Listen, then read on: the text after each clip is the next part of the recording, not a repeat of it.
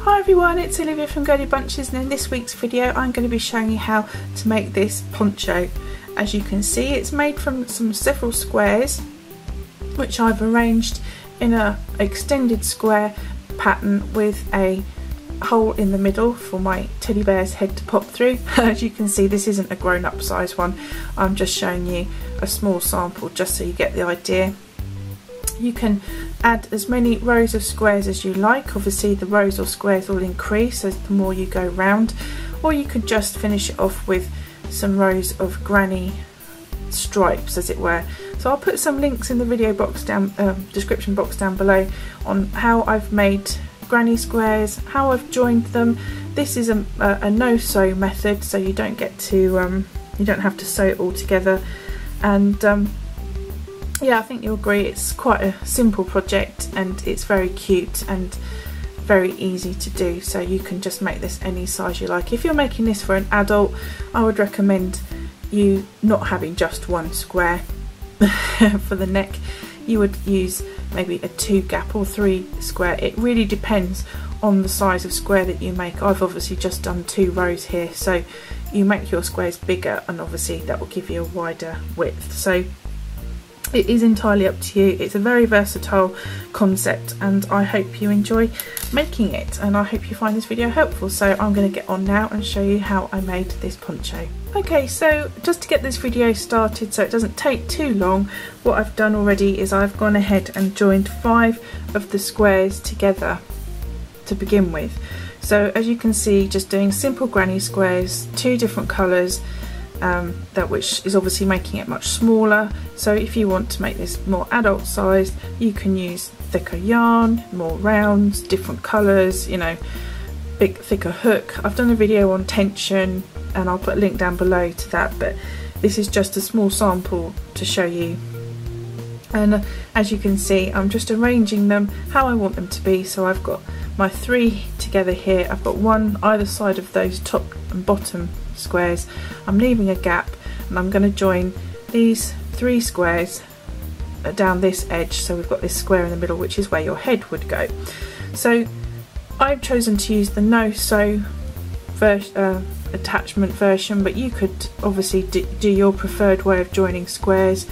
And yeah, I'm just going to speed through how, you know, finishing this off, and then I shall come back and show you how I've done the extra rounds. So I'll put a link down below to my video showing you how to do this granny no-sew attaching squares thing, how I do that. So that's more in depth, but I'm going to speed up putting these 3 on so you get the idea. Okay, so I shall do that.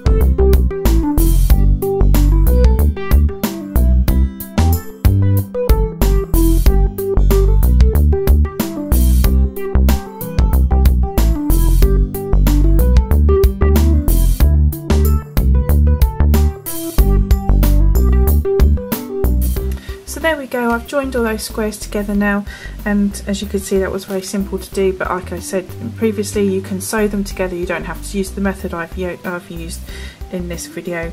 It's whatever is easy for you.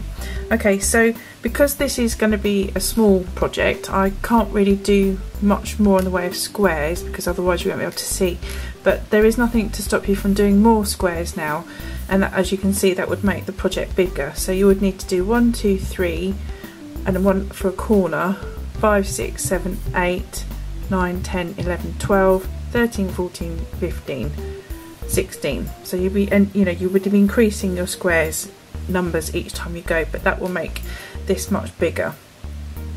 If you don't want to do that, you can just do what I'm going to show you now, which will be just doing rows of granny stripes basically. So I'm going to start in the corner one, and it would just be like you're working any normal granny square. So you would do your 3 trebles and continue putting in the same number of stitches in the corner as you've done for your squares. And I've discussed that in a granny square sort of video where I've gone over the different ways of corners and how many stitches to use, so I'll put a link down below to that video.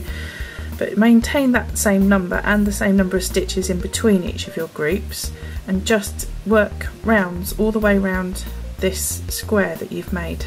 So when you get to these edges here, just do your normal 3, but don't put, obviously you're not doing a corner, so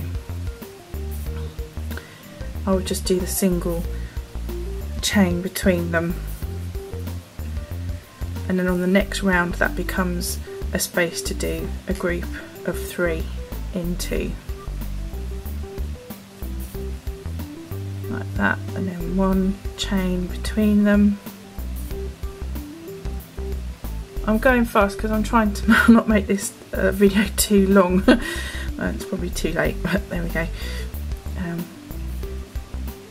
But you're getting the idea, I hope, that it's just continuing the same principle as you would use if you were doing granny stripes, which I've shown in a video before, which I'll put a link down below to that as well.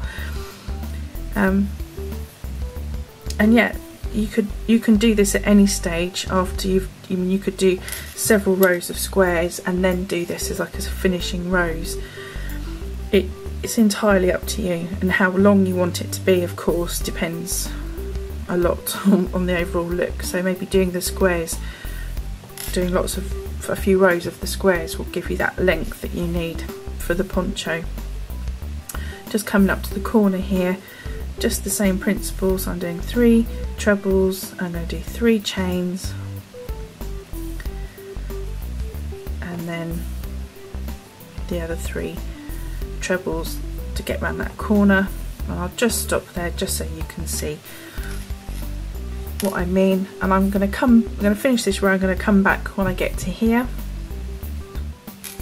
Okay, so you can see I have finished that round of pink. I've also added another round of pink and just added in a nice edging onto the very edge of the poncho, and just a little edge around the centre part, the neck part there.